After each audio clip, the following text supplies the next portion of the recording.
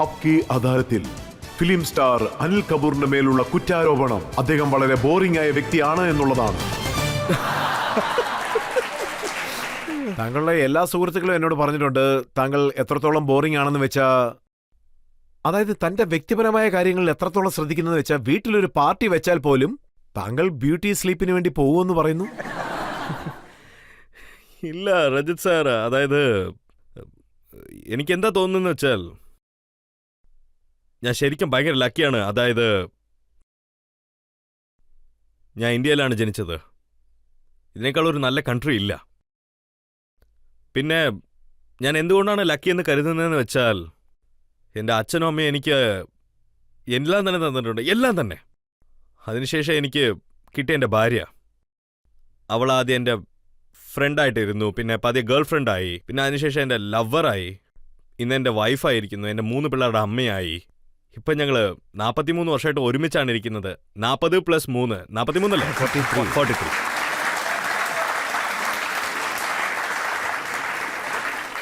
So obviously എല്ലാരും പറയും അത് 43 40 വർഷമായിട്ട് നീ ഒരു പെണ്ണിന്റെ കൂടെ തന്നെ ഇരുന്ന നീ ഒബ്വിയസ്ലി ഒരു ബോറിംഗ് മനുഷ്യനാണെന്നേ പറയുള്ളൂ. ഫിലിം ഇൻഡസ്ട്രിയിൽ ഇങ്ങനത്തെ ഒരു മനുഷ്യനെ ബോറിംഗ് എന്നേ പറയുള്ളൂ. എന്നോട് എന്താ പറയുന്നതെന്ന് വെച്ചാൽ, ദാ നോക്ക്, നീ ഇപ്പൊ കല്യാണം കഴിക്കണ്ട, നീ ബാച്ചിലറായിട്ട് തന്നെ ഇരിക്കേ, അപ്പോൾ നിലവിലത്തെ ക്രേസ് അങ്ങനെ തന്നെ ഉണ്ടാവുള്ളൂ. പിന്നെ പെൺകുട്ടികൾക്ക് മെയിൻലി റൊമാൻറ്റിക് സിനിമ ചെയ്തിട്ട് നീ പെട്ടെന്ന് കല്യാണം കഴിക്കാൻ പോവാന്ന് പറഞ്ഞു. അപ്പം ഞാൻ പറഞ്ഞത് നിങ്ങൾ ചെയ്യേണ്ടെന്ന് പറഞ്ഞാൽ 100% ഞാൻ അത് തന്നെ ചെയ്യുള്ളൂ. പിന്നെ ശരിക്കും രജിത് സാർ, ഞാൻ കല്യാണം എപ്പോൾ കഴിച്ചോ, എന്നാണോ എൻ്റെ കല്യാണം കഴിഞ്ഞ് അന്ന് തൊട്ട് ഞാൻ ഐ നെവർ ലുക്ക് ബാക്ക്.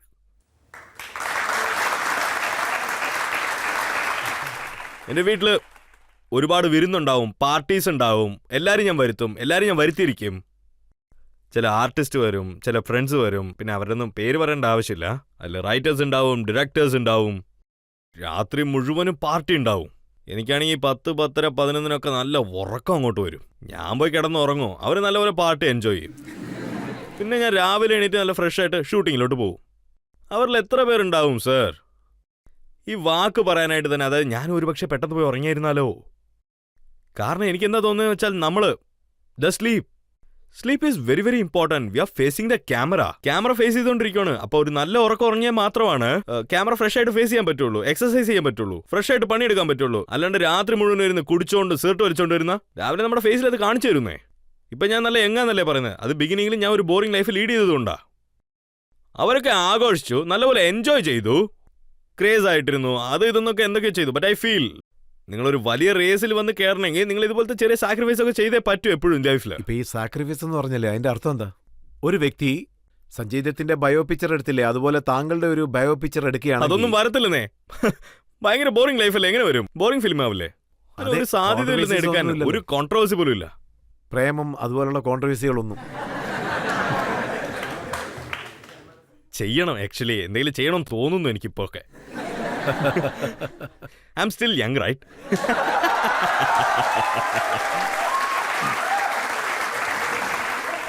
പിന്നെ ജാക്കി ഷെറീഫ് പറയാറുണ്ട് താങ്കൾ എല്ലാ ജോലിയും വളരെ സീരിയസ് ആയിട്ട് എടുക്കുമെന്ന്. ഏതോ ഒരു ഫൈറ്റ് സീനിൽ അദ്ദേഹം താങ്കൾക്ക് ജ്യേഷ്ഠനായിട്ട് പല സിനിമകളിൽ അഭിനയിച്ചിട്ടുണ്ട്. താങ്കൾ അദ്ദേഹത്തെ അടിക്കുന്ന പോലുള്ള സീനാണെങ്കിലും താങ്കൾ യഥാർത്ഥത്തിൽ അദ്ദേഹത്തെ അടിക്കുമെന്ന്. ഇവരെന്റെ പേര് ജാക്കി ഗുൽഷൻ ഗ്രോവർ. ഇവർ രണ്ടുപേരും എൻ്റെ കൂട്ടുകാരാണ്. ഞങ്ങളെല്ലാവരും ആക്ച്വലി ഒരുമിച്ചാണ് കരിയർ സ്റ്റാർട്ട് ചെയ്തത്. ഇവരെന്റെ പേര് ഡാമേജ് ചെയ്ത്. ഗുൽഷൻ ഗ്രോവർ എന്നോട് പറഞ്ഞിട്ടുണ്ട് താങ്കളോടൊപ്പം ഫൈറ്റ് ചെയ്യുന്ന സീൻ വല്ലതും ഉണ്ടെങ്കിൽ ജണ്ടൂർ ബോംബ് എടുത്തുകൊണ്ട് പോകണമെന്ന്.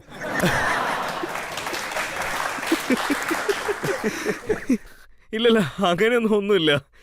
എനിക്കെന്താ തോന്നുന്നത് വെച്ചാൽ, അത് ഫൈറ്റ് ആണെങ്കിലും അല്ലെങ്കിൽ ഒരു സീനാണെങ്കിലും അല്ലെങ്കിൽ സിനിമയിൽ എന്തെങ്കിലും ഒരു സീനാണെങ്കിലും ഞാൻ എന്താ വിചാരിക്കുന്നതെന്ന് വെച്ചാൽ അത് കുറച്ച് റിയലിസ്റ്റിക് ആയിരിക്കണമെന്ന് വിചാരിക്കുന്നത്. ഞാൻ ഒരുപാട് റിഹേഴ്സലൊക്കെ ചെയ്ത് നോക്കും. ഞാനൊരു കാര്യം നിങ്ങൾക്ക് പറയാം, റിയൽ ആയിട്ടൊരു കാര്യം. ഞാൻ വെൽക്കം സിനിമയുടെ ഷൂട്ടിങ്ങിലായിരുന്നു, ഡെസേർട്ടിലായിരുന്നു. ഫാനൊക്കെ അവർ ഇട്ടിരുന്നു, എങ്കിലും ഭയങ്കര ചൂടാണ്. നാനാ സാർ ഉണ്ടായിരുന്നു, നസറുദ്ദീൻ ഉണ്ടായിരുന്നു, ഡിംപിൾ ഉണ്ടായിരുന്നു, എക്സെട്രാ. ഈ ഫാൻ ഒന്ന് ഓഫ് ചെയ്യുവോ? ഭയങ്കര പൊടിയാണ്, ഡസ്റ്റ് ആണ്, ഇറിറ്റേറ്റിംഗ് ആയിട്ടുണ്ടായിരിക്കേ. ആ സമയം ഞാൻ എവിടെയും പുറത്തു പോയതായിരുന്നു. കറക്റ്റ് ആ സമയത്തായിട്ട് കയറി വന്നേ. ഞാനാണെങ്കിൽ കയറുമ്പോൾ ഫാനൊന്നും ഓടുന്നില്ല. ഞാൻ പോയിട്ട് നേരെ ആ ഫാൻ അങ്ങോട്ട് ഓർച്ചയിട്.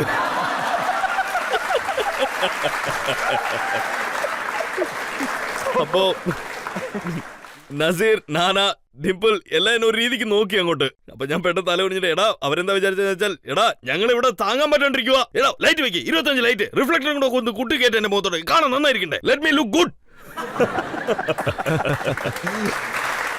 അതായത് ഈ ലൈറ്റ് ഇടുന്നതും ഫാൻ ഇടുന്നതെല്ലാം ഓക്കെ തന്നെയാ. ജാക്കി ഷെറീഫ് പറഞ്ഞു ചെവിക്കർണത്തടിക്കുന്ന ഒരു സീൻ ഉണ്ടായിരുന്നെന്ന്. താങ്കൾ 32 പ്രാവശ്യം ചെള്ളക്കടിച്ച് ചെള്ള തന്നെ വീങ്ങിയെന്ന്. അല്ലല്ലോ അവനാണ് അടിച്ചത്, ജാക്കിനെ അടിച്ചിട്ടുണ്ട്. ആക്ച്വലി എന്താ സംഭവിച്ചെന്ന് വെച്ചാല് ജാക്കിനെ അടിച്ചു, അപ്പൊ സോഫ്റ്റ് ആയിട്ട് അടിച്ചേ. ഞാൻ പറഞ്ഞു എടാ എന്താ ഒരു ഫീൽ ഇല്ലല്ലോ ഇതില്, അടിക്ക്. അവനൊരു 20-25 റൗണ്ട് അടിച്ചിട്ട് എന്റെ ചെകള് പോയെന്നേ. പക്ഷെ ഷോട്ട് അടിപൊളിയായിരുന്നു. ഒരു മകന്റെ സീൻ ഉണ്ടായിരുന്നു. അതായത് താങ്കളെ ഒരു ജെയിൻ വീലിൽ കെട്ടിക്കൊണ്ട് ചുറ്റുന്ന ഒരു സീൻ. ആ സീനിൽ താങ്കൾ ചുറ്റി വന്നെന്ന് പറഞ്ഞു. അത് കണ്ടപ്പോൾ മാധുരി ദീക്ഷിത് ശരിക്കും അപ്സെറ്റ് ആയെന്നും കേട്ടു. സാർ ഞാൻ ഇന്ന് സത്യം പറഞ്ഞേക്കാം, ഞാൻ അവിടെ കഷ്ടപ്പെട്ടില്ല, ഞാൻ മാധുരിനെ ഇംപ്രസ് ചെയ്യാൻ നോക്കിയത്.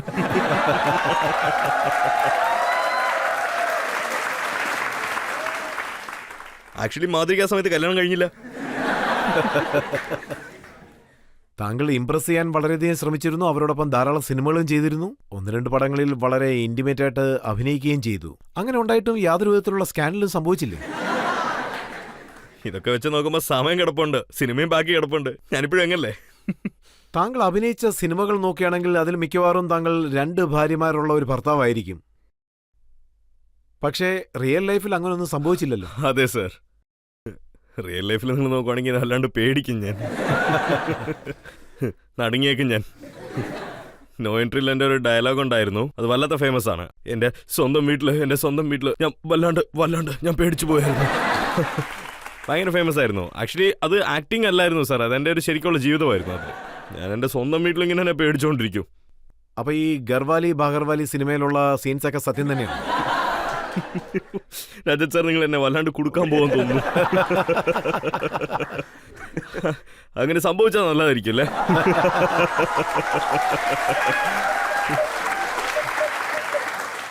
പക്ഷേ ഇത്രത്തോളം സീരിയസ് ആയിട്ടുള്ള ഒരു ആക്ടർ, അതായത് സെറ്റിൽ ഒരാളെ കോമഡി പറയാൻ പോലും അനുവദിക്കാത്ത ഒരു കോമിക് സീനൊക്കെ എങ്ങനെയാണ് ചെയ്യുന്നത്? താങ്കളെ കണ്ടാലും സംസാരിച്ചാലും എല്ലാവരും ചിരിക്കുകയാണ്. ആക്ച്വലി രജിത് സാർ എനിക്ക് കോമഡി എന്താ തോന്നുന്നതെന്ന് വെച്ചാൽ it's a very serious faces. Mister India, Chameli Ki Shadi, no entry, welcome, ഇപ്പി മുബാറക്. ജനങ്ങൾ വിചാരിക്കും ഇതൊക്കെ കോമഡി എന്റർടൈനർ, നേരെ സെറ്റിലോട്ട് പോയിട്ട് സിനിമ കണ്ടിട്ട് നിങ്ങളെല്ലാവരും നല്ലപോലെ ചിരിച്ചേക്കും അങ്ങോട്ട്. അതിനായത് actually it's a very serious business. Johnny sir എൻ്റെ അടുത്ത് പറയും ഇറ്റ്സ് ലൈക്ക് എൻ്റെ ഡയറക്ടർ, ഞാനൊരു വല്ലാത്ത സിറ്റുവേഷനിൽ ഇരിക്കുമ്പോഴായിരിക്കും ഞാനൊരു കോമഡി സീൻ എഴുതുന്നതെന്ന്. So on the set actually it's a very very serious atmosphere. കാരണം comedy is a serious business. നിങ്ങൾ റൊമാൻറ്റിക് ഫിലിം എടുക്കുകയാണെങ്കിൽ അത് ആർക്ക് വേണമെങ്കിലും ചെയ്യാൻ കഴിയും. ആക്ച്വലി ആക്ഷൻ ആർക്കും ചെയ്യാം, ഡ്രാമാറ്റിക് ഫിലിംസ് ആർക്ക് വേണമെങ്കിലും ചെയ്യാൻ പറ്റും. ഡ്രാമ, ആക്ഷൻ ചെയ്യാം, എന്ത് വേണമെങ്കിലും ചെയ്യാൻ പറ്റും. ലോ ആംഗിൾ വെച്ചിട്ട്, ലൈറ്റ് ആൻഡ് ഷെയ്ഡ് വെച്ചിട്ട്, റെഡ് ലൈറ്റ്, യെല്ലോ ലൈറ്റ്, നല്ലൊരു സൂപ്പർ ഡ്രസ് ഇട്ടിട്ട് സ്വിറ്റ്സർലാൻഡിൽ പോയി ഷൂട്ട് ചെയ്യാം, ന്യൂയോർക്കിൽ പോയി ഷൂട്ട് ചെയ്യാം. പാട്ട് ഇങ്ങനെ പ്ലേ ആയിക്കൊണ്ട് ഹൈ സ്പീഡിൽ ഇങ്ങനെ പൊക്കോണ്ടിരുന്നാൽ ദാ നോക്കിയേ ആക്ടിങ് അടിപൊളിയാണെന്ന് അവർ പറയും. പക്ഷെ കോമഡിയിൽ അങ്ങനെ നടക്കില്ല സർ. കോമഡിയിൽ നിങ്ങൾക്ക് നല്ലപോലെ കഷ്ടപ്പെടണം. നിങ്ങൾക്ക് കോമഡി അറിഞ്ഞാലും ശരി, അറിഞ്ഞില്ലേലും ശരി. പക്ഷെ താങ്കൾ നാനാ പട്നേക്കർ എല്ലാ പടത്തിലും സീരിയസ് ആയിരിക്കും, അദ്ദേഹത്തിന്റെ അടുത്ത് പോലും കോമഡി ചെയ്യാണല്ലോ. സി വെൽക്കം പടം വന്നിട്ട് ബായ് ആൻഡ് മജ്നുബായുടെ പടമാണ്. അത് നല്ലപോലെ റീച്ച് ആയിട്ടുണ്ടായിരുന്നു. രണ്ടാമത്തെ പടം നോക്കുവാണെങ്കിൽ അതും അടിപൊളി ഹിറ്റായിരുന്നു. ഈ കോമഡിയിലൊക്കെ ഒരു റൈറ്റിംഗ് ഉണ്ടാവും, സിറ്റുവേഷണൽ കോമഡി. ഞാനും നാനയും ആക്ച്വലി സിനിമയിൽ വല്ലാത്ത സീരിയസ് ക്യാരക്ടറാണ്. എന്റെ ക്യാരക്ടർ നല്ല ഓവർ എക്സ്ട്രോവേർട്ടഡ് ആയിരിക്കും, പക്ഷെ നാനയുടെ ക്യാരക്ടർ വല്ലാത്ത സീരിയസ് ആയിരിക്കും. പിന്നെ ഞങ്ങളത് ആക്ച്വലി സീരിയസ് ആയിട്ടാണ് ചെയ്യുന്നത്, സിറ്റുവേഷണൽ കോമഡി. അതുകൊണ്ട് നാനാ സാറിന് എഴുതിയ റോളുണ്ടല്ലോ, നാനാ സാറിനെ കുറിച്ച് പറയണമെങ്കിൽ അദ്ദേഹം വലിയ ലെജൻഡാണ്, വല്ലാത്ത ലെജൻഡാണ്. അദ്ദേഹത്തിനെ പോലെ ഒരു ആക്ടർ കിട്ടണമെങ്കിൽ അത് വല്ലാത്ത വരവാണ്. നമ്മുടെ ഇന്ത്യയിൽ നോക്കുവാണെങ്കിൽ ഒരുപാട് ലെജൻസ് ഉണ്ട്, അതിൽ നാനാ പട്ടേക്കർ ഒരാളാണ്. സോ അദ്ദേഹത്തിനൊപ്പം വർക്ക് ചെയ്യുന്നതെന്ന് വെച്ചാൽ അദ്ദേഹം സീരിയസ് ആയിട്ടിരുന്നാലും ആ വെൽക്കം സിനിമയുടെ സ്ക്രിപ്റ്റ് എങ്ങനെയാന്ന് വെച്ചാൽ ഞങ്ങൾ നല്ല സീരിയസ് ആയിട്ടാണ് ചെയ്തത്. പക്ഷെ ആ സിനിമയുടെ സ്ക്രിപ്റ്റ് അങ്ങനെ പുറത്ത് പോർട്രേ ആയി വന്നു. मजनू भाई जब भी मैं बड़ा छुपाता हूं मैं गन नहीं उठाता है. कंट्रोल कंट्रोल उदय कंट्रोल.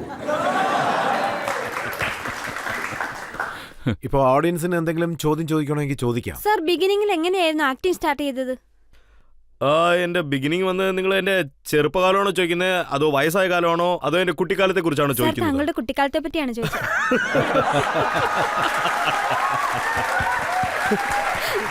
കണ്ടില്ലേ, ഇതൊരു വലിയ കോംപ്ലിമെന്റ് ആണ്. താങ്കൾക്ക് പ്രായമായിട്ടേ ഇല്ല.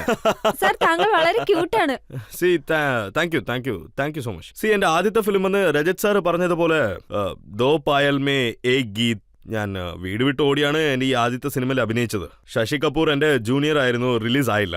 പക്ഷേ ഞാൻ എങ്ങനെ പറയാനാണ്, അതായത് ഞാനത് ആദ്യത്തെ എന്റെ സിനിമ വന്ന സമയം നോക്കുവാണെങ്കിൽ 1977, പിന്നെ എന്റെ പടം 1979 റിലീസായിരുന്നു. ആ സിനിമയുടെ പേരാണ് ഹമാരെ തുമാരെ. ഈ ഹമാരെ തുമാരെ സിനിമ കാണുവാണെങ്കിൽ അതിലൊരു ചെറിയ റോളാണ്. സാർ റിയലി താങ്കളുടെ ഡ്രീം സഫലീകരിച്ചു. Thank you. Hats off you, sir. Thank you so much. പക്ഷെ മിഡിൽ ഒരു കാര്യം പറഞ്ഞു, താങ്കൾ കന്നഡ സിനിമയൊക്കെ അഭിനയിച്ചെന്ന്. അല്ല പിന്നെ ഞാൻ എന്ത് ചെയ്യാൻ, എനിക്ക് ബോംബെയിൽ ആരും പണി തരുന്നില്ല. അതായത് നിങ്ങൾ നോക്കുകയാണെന്ന് വെച്ചോളൂ, ഈ ആക്ടിങ്ങിന് വന്നിട്ട് നോ ലാംഗ്വേജ്, യു അണ്ടർസ്റ്റാൻഡ്. നമ്മൾ എന്ത് ഭാഷയിൽ വേണമെങ്കിലും വർക്ക് ചെയ്യാം. ഞാൻ തെലുങ്ക് പടം ചെയ്തിട്ടുണ്ട്, ഞാൻ തെലുങ്ക് പടത്തിൽ അഭിനയിച്ചിട്ടുണ്ട്, കന്നഡ ഫിലിം ചെയ്തിട്ടുണ്ട്, പിന്നെ ഒരു മലയാള സിനിമയിൽ ഗസ്റ്റ് അപ്പിയറൻസ് ചെയ്തിട്ടുണ്ട്. അതുകൊണ്ടാണ് എന്നെ കൊണ്ട് ഹോളിവുഡിൽ അഭിനയിക്കാൻ പറ്റിയത്. ഇല്ലെങ്കിൽ എനിക്ക് പേടിയായനെ. ഞാൻ കുറച്ച് ഇംഗ്ലീഷ് പടത്തിൽ വർക്ക് ചെയ്തിട്ടുണ്ട്. കാരണം എനിക്ക് എന്ത് തോന്നുന്നു വെച്ചാൽ, ഒരു ആക്ടർ എപ്പോഴും ആക്ടറാണ്. ഭാഷ എന്ന് പറയുന്നത് ഭാഷ വേറെയാണ്. മുബാരക് എന്ന് പറഞ്ഞൊരു സിനിമയിൽ താങ്കൾ സർദാറിന്റെ വേഷമല്ലേ ചെയ്തത്? അതെ, ഏത് ഭാഷയിലാണ് ആദ്യമായിട്ട് പ്രവർത്തിച്ചത്? ഇല്ല യു സി, ഇത് നോക്കുവാണെങ്കിൽ രജത് സർ വളരെ വലിയ വലിയ ആൾക്കാരൊക്കെ വന്ന് സർദാറിന്റെ റോള് ഈസി ആയിട്ട് ചെയ്തിട്ടുണ്ടാവും. പറ്റാത്ത അളവിന് തന്നെ ധരം സർ ജീവൻ മൃത്യുവിൽ ചെയ്തിട്ടുണ്ട്, സണ്ണി ഡിയോൽ ഗദറിൽ ചെയ്തിട്ടുണ്ട്, പിന്നെ സിംഗിസ് കിങ്ങില് അക്ഷയ് കുമാർ ചെയ്തിട്ടുണ്ട്, അജയ് ദേവ്ഗൺ സൺ ഓഫ് സർദാറിൽ ചെയ്തിട്ടുണ്ട്. ഈ റോൾ എനിക്ക് ഓഫർ ചെയ്ത അടുത്ത സെക്കൻഡ് എനിക്ക് കുറച്ച് പേടിയൊക്കെ ആയിരുന്നു. ഇതിപ്പോ ഞാൻ എന്ത് ചെയ്യും, എങ്ങനെ ചെയ്യും, മറ്റുള്ളവരൊക്കെ നല്ലപോലെ ചെയ്തു. സോ ഈ ഫിലിമിൽ എനിക്ക് എന്താ മനസ്സിലായെന്ന് വെച്ചാൽ, ഈ സിനിമയ്ക്ക് എനിക്കൊരു ബ്രിട്ടീഷ് ഏഷ്യൻ റോളാ. അദ്ദേഹം ജനിച്ചത് പഞ്ചാബിലും പിന്നെ വളർന്നത് ലണ്ടനിലും, ഒരു 30-35 to 40 വർഷമായിട്ട്. സോ അങ്ങനെ നോക്കുവാണെങ്കിൽ the first time I am playing a British Asian role. So എനിക്ക് എന്താ തോന്നിയെന്ന് വെച്ചാൽ, ഇന്ത്യൻ സ്ക്രീനിൽ എനിക്കറിഞ്ഞത് വരെ ഇതുവരെ ബ്രിട്ടീഷ് ഏഷ്യനിൽ ആരും സർദാർ റോൾ ചെയ്തില്ല, സ്പെഷ്യലി ഒരു ലീഡിങ് റോളില്. So that's what. സോ എനിക്ക് വല്ലാത്തൊരു എക്സൈറ്റ്മെന്റ് ആയിരുന്നു. സോ പിന്നെ ഹണി സാറ് വല്ലാത്തൊരു നല്ല സിനിമയാണ് ചെയ്തത്. ഒരു ഫുൾ ആൾക്കാർ കാണുന്ന പോലെ, ഒരു ഫാമിലി കാണുന്ന പോലെ, വയസ്സായാലും കാണാം, യൂത്തിനും കാണാം, എല്ലാവർക്കും കാണാം. ഒരു ഫുൾ പാക്കേജ്, ഒരു ഡബിൾ മീനിങ് ഡയലോഗ് പോലും ഇല്ല. It's A neat and clean family package, family film. നിങ്ങളുടെ ഒരു ഷോ പോലെ തന്നെയാണ് സർ. രജത് സാർ, നിങ്ങൾ ഇവിടെ നിൽക്കുന്നതുകൊണ്ടല്ല പറയുന്നത്, ഞാൻ എൻ്റെ മനസ്സുകൊണ്ടാണ് പറയുന്നത്. നമ്മളിങ്ങനെ ചാനൽസ് സ്വാപ്പ് ചെയ്തുകൊണ്ടിരിക്കും, ഈ ഭാഗത്ത് നിന്ന് ആ ഭാഗത്തിലോട്ട് പൊക്കോണ്ടിരിക്കും. അപ്പോൾ ഈവൻ ഒരു സയന്റിസ്റ്റ് ആയാൽ പോലും കിച്ചണിലിരുന്നാലോ ഇല്ലെങ്കിൽ വേറെ എവിടെ ഇരുന്നാലും ശരി, ഫാക്ടറിയിലിരുന്നാലും വേറെ എവിടെയാണെങ്കിലും ശരി, വേറെ എന്തെങ്കിലും ഒരു പ്രോഗ്രാം ഇങ്ങനെ ഓടിക്കൊണ്ടിരിക്കും. പക്ഷേ നിങ്ങളുടെ പ്രോഗ്രാം ഈ ആപ്കെ അദാലത്ത് വന്നാൽ രജത് ശർമ്മ പെട്ടെന്ന് ഇങ്ങനെ ചാനൽ ചേഞ്ച് ചെയ്ത് നിങ്ങളുടെ പ്രോഗ്രാമിലോട്ട് വരും. Because everybody can watch. താങ്കൾ ഇത് പറയുന്നത് സത്യത്തിൽ വളരെ വലിയ കാര്യമാണ്. താങ്കളുടെ കരിയർ വളരെ വലിയൊരു കരിയറാണ്. ഇത്രയും വർഷമായിട്ട് ജോലി ചെയ്യുന്നു, ജനങ്ങളുടെ സ്നേഹം പിടിച്ചു പറ്റിയിരിക്കുന്നു. എന്നാലും എന്റെ പക്കൽ ചില കുറ്റാരോപണങ്ങൾ ഇനിയും ബാക്കിയുണ്ട്. എന്താ നിങ്ങൾ പറയുന്നത്? ഇനിയും ബാക്കിയുണ്ടോ?